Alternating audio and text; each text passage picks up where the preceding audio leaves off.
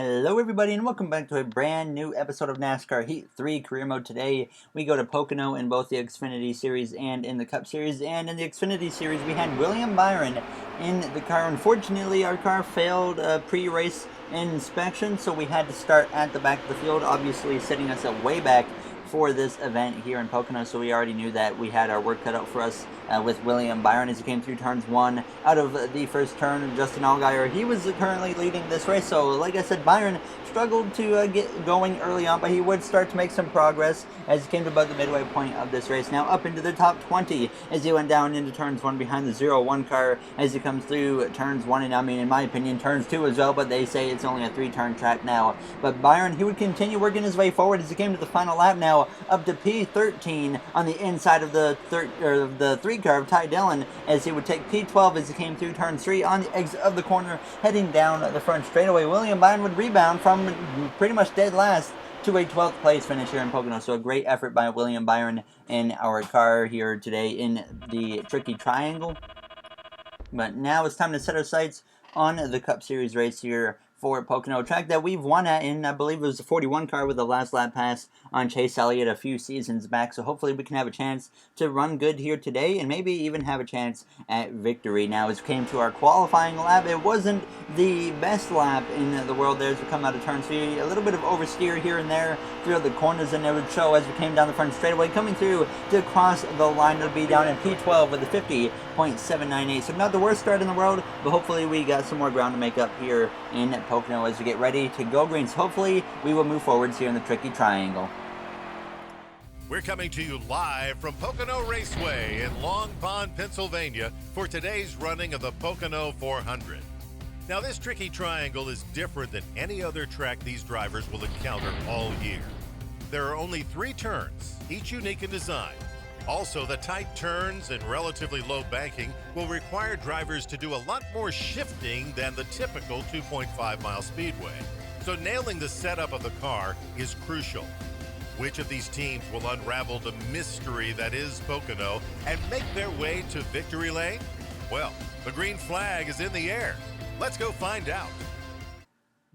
Alright, we're ready to go green here for the Pocono 400 at Pocono Raceway. Kyle Busch on the pole alongside one of his favorite drivers of Brad Keselowski now as we get ready to go green from the 12th starting position alongside the 6th car of Ryan Newman. We start behind a former rival of Martin Truex Jr. and could become soon a rival again now as the green flag is out and we are underway here, the tricky triangle in Pocono, the 3-turn track that really, in my opinion, should be 6 as we head down the long straightaway down towards turn one. Kyle Busch obviously going to get clear of Keselowski as we go down into turns 1, the inside. Such a massive advantage at every track, including Pocono. Now as Larson's going to move through to take over the 2nd position from Keselowski, and we lose 1 spot there on the opening first turn to Kurt Busch and fall down to P13 as we head down the back straightaway alongside Bubba Wallace, but we would get back up to the outside of Kurt Busch as he went down towards the tunnel turn. Clint Boyer, though, sticking his nose up my inside, making it 3 wide for a brief moment there as Bubba Wallace looks to my inside as well as we head down towards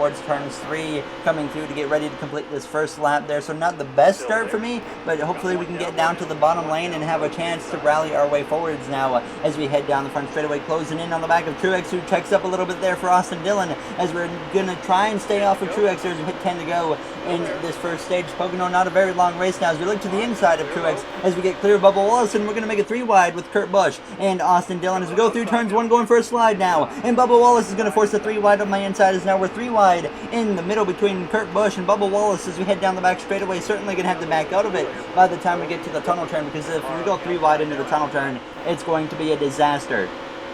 So I would back out of it and let Bubba Wallace go, but this would help me. This would move me up into P13 as we had gotten down on the bottom lane. Now as we come through on lap 6, passing Brad Keselowski, moving up back into the 12th position where we originally had started this race. Now as we went down into turns 1 behind Martin Truex Jr. there in the 19. A lot of oversteer through turns 1. The car was just getting really loose there in the center of the corner, but as we came now to lap 6, we had run down Ryan Newman and gotten past him as we tried to take P11 away.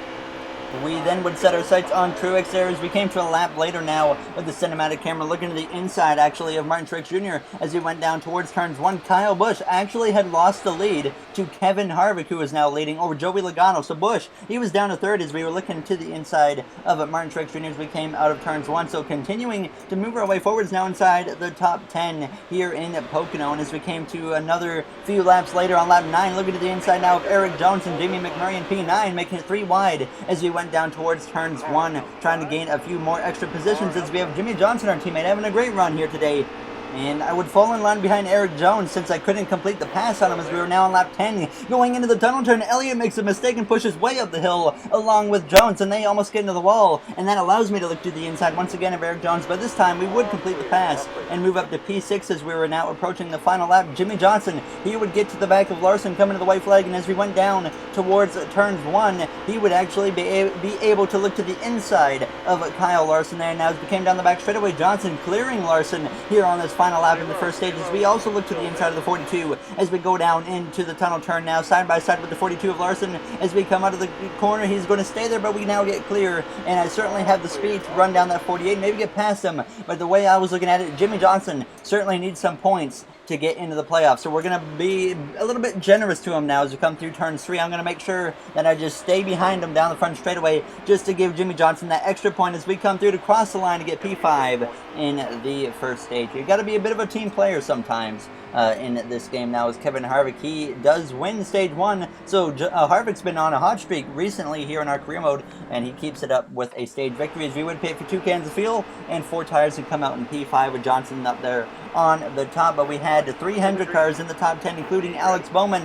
Now as we get ready to go green, the green flag is back out, and we are underway again here in Pocono now for the start of stage 2 with 10 laps to go. That's all we have here in this second stage. Behind the 18 of Kyle Busch on my outside, we have Clint Boyer in the number 14 car as we head down towards turns 1. Behind me, Kyle Larson sits right there behind us on the inside of Eric Jones as we go through the center of the corner. I certainly could have sent it in deeper to turns 1, but I was a little bit cautious there, as you can tell, as I come down the back straightaway side by side with the 14 of Clint Boyer. But as we head down towards the tunnel turn, we should be able to get clear of the 14 of Boyer, obviously, as he might back out of it now as we go side by side into the tunnel turn. And then, sure enough, Boyer backs out of it, and we get clear for P5 as we head down the straightaway. Harvick continuing to lead this race as Kyle Busch is in second. Johnson going for third over Joey Logano right now as we go a little bit wide in turn 3, allowing the 20 of Eric Jones to sneak up my inside now as we exit the corner. Logano way up the track, but I'm going to move up behind him and push him down the straightaway as we try to get clear of the 20 of Eric Jones. They're getting into the back of Logano as he checked up just a little bit there as there's a car blown up on pit road. I believe that's Ty Dillon, but we would be able to get clear of Eric Jones as he went down towards turns 1. So obviously I try to get down in front of him, but I make a mistake, and Jones gets back to my inside now as we had a little bit of oversteer on the entrance of the corner now as we head down the straightaway. So Jones takes over the 4th position as we drift back into P5, but we're going to do a little bit of a switchback on him and look to his inside as we head down towards the tunnel turn, getting really racy here with Eric Jones as we go through the tunnel turn. Now as he's not going to back out of it as we exit the corner, he's going to stay on my outside.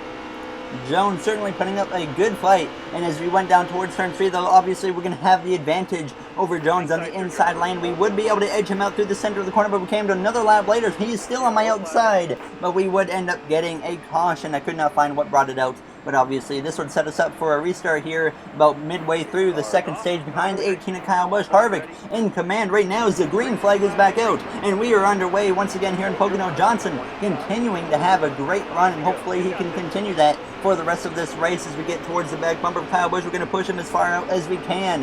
Joey Logano just behind me in the 22 Shell Pennzoil Ford Mustang as we head down towards turns 1. Busch has the edge over Harvick. I go for a bit of a slide there in turns 1, pushing up the hill, but thankfully we keep the car in good shape now as we head down the back straightaway side by side with our teammate of Jimmy Johnson as we head down towards the tunnel turn. Now I'd certainly like to get in behind him to the inside, and I see a gap, so I get clear of Johnson as we go down into the tunnel turn, and Jones is going to send it on my inside, and he hits me in the left rear, and into the wall we go now as we exit the tunnel turn with damage now on the right side of the car as Jones stuck his nose into a hole that was barely open, and he sent me into the wall. but we would be able to rebound up to about P13 as we were now on the final lap of this stage, just trying to survive now in this second stage on this final lap of the second stage, as I had damage on the right side of the car and on the bumper, which was making the car really loose, so I was just hanging on to the end of this final lap here in stage 2, hoping that we can get to pit road and repair the damage. And I was certainly very aggravated with what Eric Jones had done there, as there was no hole open. Well, there was a hole, but it wasn't even half a car wide, but he sent it up my inside and hit me in the left rear. Now as we go down into turn 3, we make contact with the 9 of Elliott now, and we send him spinning there as we exit turn 3, as we made a terrible mistake as we head down the front straightaway. And we would come across the line and get P11, but I felt really bad as I had just dumped my teammate. 100% my fault. I was just really aggravated, like I said, with what Jones had done, so I was just driving like an idiot at that point. I completely drove into the back of Elliott and dumped him. We would pit to repair our car, 2 cans of fuel and 4 tires, and to make things worse, we have to start at the back of the pack here for this final stage, as the green flag is back out behind Ryan Truex in the number 71 car there. So certainly we have our work cut out for us, but hopefully we can put what happened in stage 2 behind us now. We have 13 laps, which is not a lot of time. That's only 3 extra laps than what we had in the second stage. So like I said, not a lot of time to get stuff done here in the final stage here. Now as we look to the outside of all of these cars, the outside can certainly work pretty well here in Pocono on the restarts, especially when you're at the back of the pack now as you head down the straightaway on the outside of the 8 of Daniel Hemrick. My main goal right now is really just to get to Eric Jones and try to spin him out, to be honest, but I knew right here that that was unlikely to happen because he was probably up towards the front of the pack. He had been running up front for the majority of this race. Now as we head down towards turn 3, obviously we just hopped out of the 20 car coming into the season. We just got done winning a championship in that car. As we look to the outside of the 47 now of Crazy, and he's going to hit me into the wall to make things even worse as we head down the front straightaway, so picking up more damage on the right side. Thankfully it wasn't that bad, it wasn't very significant, so we could keep ourselves in this race and try to keep settled in and just continue to try and move forwards here in Pocono. As we look to the outside of Joby Gase through the center of the corner, I wasn't worried about payback on the 47. I had a whole race up ahead to worry about, so we look to the outside of Greece as we head down the straightaway. We do clear them as we head down towards the tunnel turn now behind Matt DiBenedetto and the number 95 car as we head down into the corner, trying to look to his outside, and we would be able to get past him, and we would get up in now to the top 25, looking to the outside of the 1 car of Kurt Busch now as we came to just 10 to go in this race. Kurt Busch, he's going to back go to the 3 wide. We make a little bit of contact though and briefly touch the wall, and we would continue moving forward. We passed Suarez, got up to P20 as we came to 8 to go now, looking to the inside of Paul Menard in the 21 car as we head down towards turns 1. Certainly going to need a caution if we want to get up towards the top 10 now as we come through the center of the corner, clearing Menard for P19 and continuing to move our way forwards as we ran down Chris Buescher, and there was a pack of cars up ahead as we go through turn 3. There's smoke up ahead, cars going sideways. Now we get out of the throttle, the car's not even there, so certainly whoever had that issue saved it, and we would run down this next group of cars within the next few laps as there were certainly some issues going on. And we look to the inside now of Chase Elliott as we head down towards turn 3. Jimmy Johnson outside of the top 10, he might have been one of the drivers with issues as we look to the inside of the 10 of Almirola, making a little bit of contact with him as we exit the corner, closing in on the back of Ryan Newman now as we head down towards 5 laps to go. We would end up getting a caution here in Pocono late in the race. Eric Jones, the one that put us in the wall, currently leads as we get ready for a 2-lap dash here in Pocono.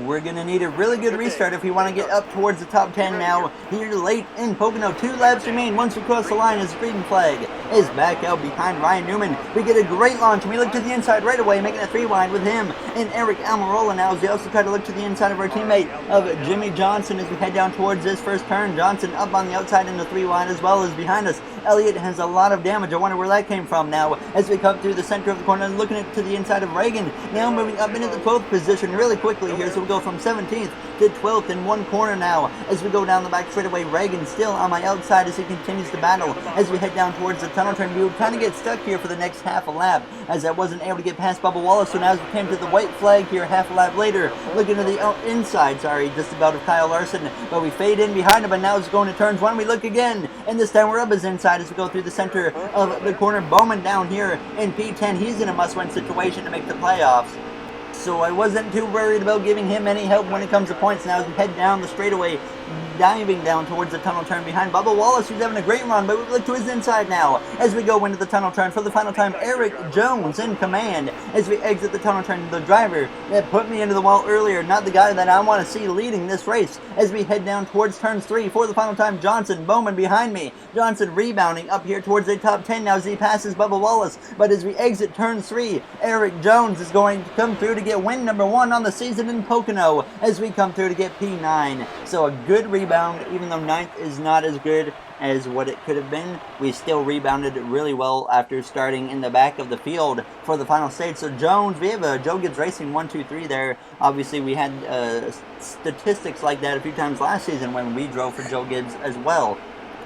But like I said, a good rebound for a rough second stage after we got put in the wall by Jones, and then we dumped Chase Elliott, our teammate. I felt really bad for dumping Chase, but now you see Harvick kind of pulling away with the points lead now as he is on fire at this point in the season as he looks to continue that within the next few episodes. We have some words from Jones that provoke him. Obviously, I apologize to Chase Elliott. We're pretty close to having him as a rival there. I understand why Chase was angry. Obviously, it was 100% my fault. I sent it into turn 3 too hard and drove right into the back of the 9 and dumped him, unfortunately. So not what we wanted to do. But in the next episode, we do go to Michigan for the first time of 2 races this season, a track that we've had plenty of success at in the past. We've got some wins here. We've got a lot of second place finishes at this track, so we'll see how it goes in the next one. As Cody Ware still inside the playoffs, which really should be Jimmy Johnson's spot in there right now, but right now Cody Ware's in it, which is hopefully doesn't stick because we want as competitive of a playoff field as possible. But that'll do it for this episode. If you guys enjoyed, make sure to comment, like, and subscribe. Those would all be very appreciated, and I will see you guys in the next one. Have a great day, everybody.